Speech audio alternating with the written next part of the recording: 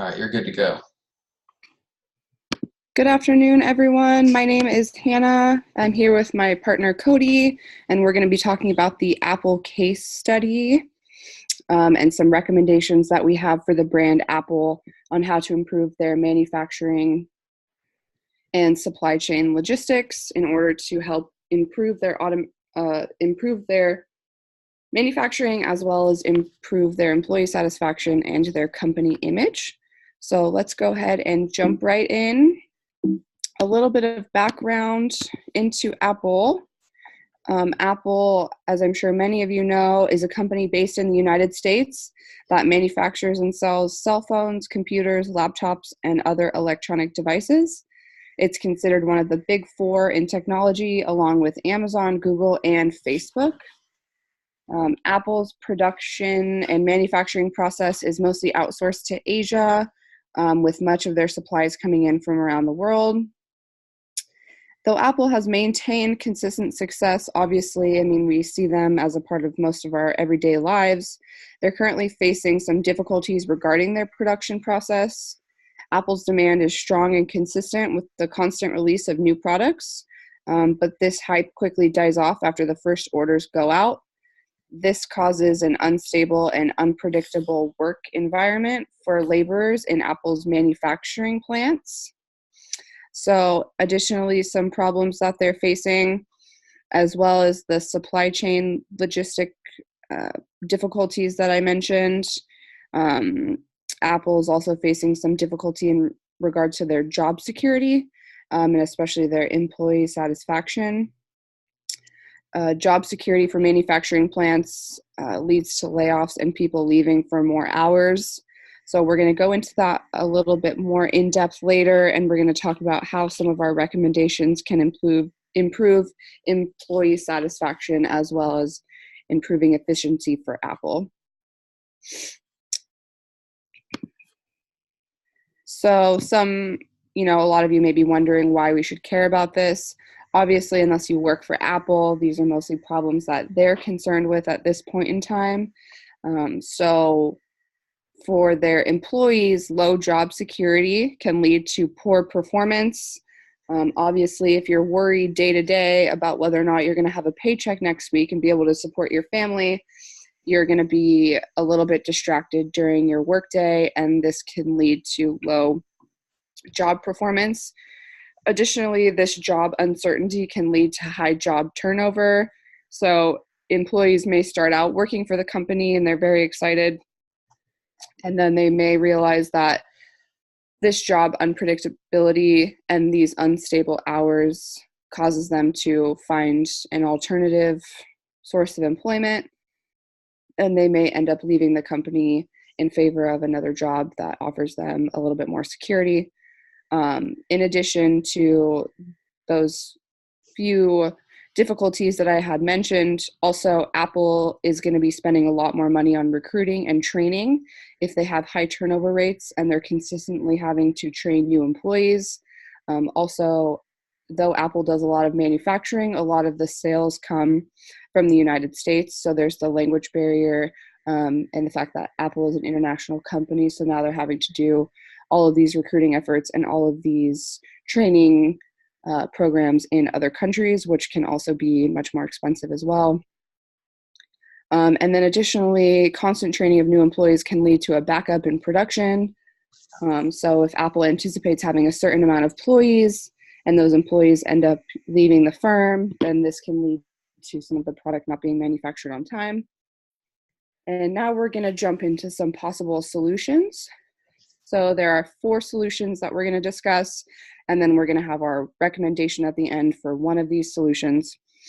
The first one is the chase strategy. The second, stable workforce with variable hours. The third is the level strategy. And the fourth is to invest in automated production. So jumping right into some background into these strategies. The first one is the chase strategy. The concept of the chase strategy includes hiring and laying off employees to match demand needs. This is the strategy Apple is currently using in their warehouses and is causing negative effects on employees and subsequently their production. Using this strategy leaves its manufacturing employees to find other jobs as work dies off and the slow season starts. And so, as I said, obviously the employees are dissatisfied with this method, and then additionally, it could potentially hurt Apple's brand image, as they're seen as not caring much about their employees, if they're consistently having high turnover rates, which shows little loyalty to the workers and the community as well. As an international company, we believe that Apple has a moral and ethical standard that they should adhere to in regard to helping make those communities better than they found them, which includes making sure that their employees are compensated well and that they have a high standard of living. The second strategy is the stable workforce with varied hours. So that strategy includes a constant stable workforce but varies hours and uses overtime to meet production needs. With this method, Apple would be able to keep their workforce at all times and raise hours when needed. But unfortunately, this strategy as well leads to employees finding other jobs once their hours have been cut. So obviously, as many of us may know, we like predictability and we like to be able to know how many hours we're going to be working. If Apple as a company is consistently changing the amount of hours that their employee is going to be working, then it can be very difficult for them to predict how much money they're going to be making. And like I said before, it can be very difficult for them to support their families based off of these employees, based off of these paychecks. And most employees will find that it's best to just find a new job instead of putting up with this unpredictable amount of hours. And third, we're going to be discussing the level strategy. So I'm going to go ahead and hand that over to Cody now.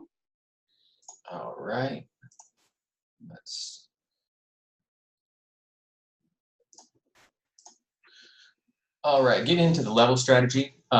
It's going to be similar to the stable workforce with varied hours, except the level strategy is going to be keeping that constant workforce at a constant hours per week. They're going to be doing this by using a set schedule of production rather than basing it on demand, which can vary from week to week. They're going to have set production quotas, which will allow them to set a standard hours for their employee, and the employees are going to be able to hold on or make the product and keep the inventory for peak seasons like Christmas and when new products come out. The issues that are associated with this strategy is that those set production quotas may not allow them to keep up with all random spikes in demand. It'll clash with Apple's just-in-time production method, which is what they're currently using.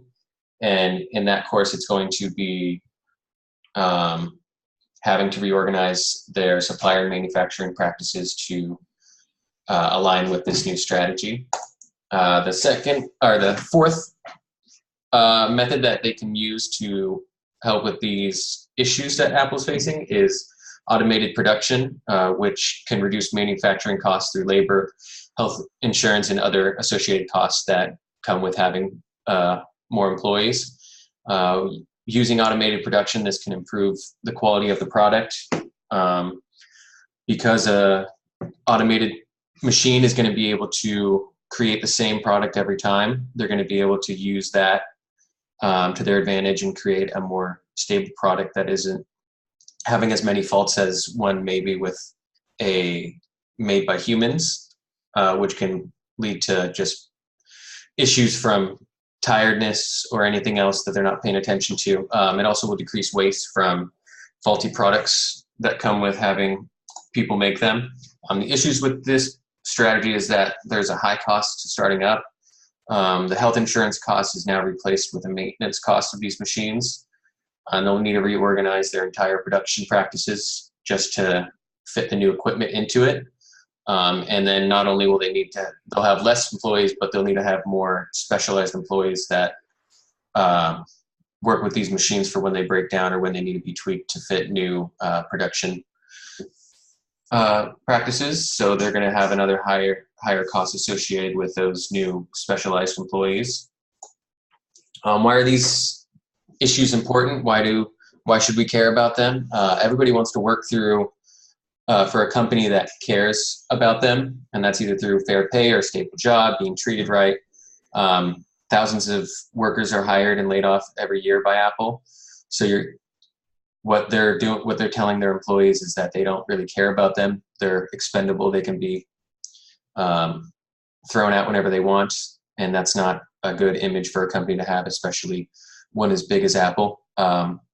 And with this stress of losing their jobs, either through cut hours or just being terminated because they're a temporary employee, this can lead to detrimental effects, not only for the company, but it can have detrimental effects for the workers as well, which we saw back in 2010 or 2011.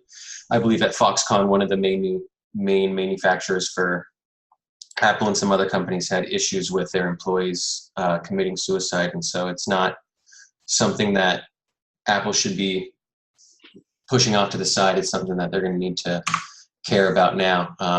And going into that, especially looking at their triple bottom line, mainly that social responsibility, Apple needs to be on top of this, which will allow them to create a better brand for everybody to see, and all the PR that they get through bad production processes and bad employee relations. They're going to be needing to improve that. And the recommendation that we're going to have for that is going to be the level strategy, which creates not only a set production rate for the company so that they can know how much inventory they're going to have on hand at any given moment, because they have that set amount that they're producing every time. It's going to give the employees the same set of security for them. So if they're going to be able to know which hours they're working, know that they're going to have a job next week, know that they're going to be able to provide for their families. And not only with this stable workforce, they're going to be able, that has these set hours, they're going to be able to keep these employees for longer, which is going to reduce the costs associated with hiring and firing, training, recruiting these employees. The efficiency will go up because people are going to be more specialized in their position, because they're going to be more familiar with the production practices. The workplace morale and the surrounding community will prosper from these employees having a stable job. The economy will improve in where these manufacturing places or facilities are. It's going to allow Apple to better predict their quotas. They're going to be able to have inventory on hand for these spikes in business. And then the main thing is that their public view will increase as their practices regarding employees improve. And in conclusion, it's going to benefit both the employees and Apple. It'll allow Apple to keep up with their reputation and brand image, along with keeping production at a good, stable pace, and then keeping the stable workforce will allow them to keep up with that demand that Apple continues to have. And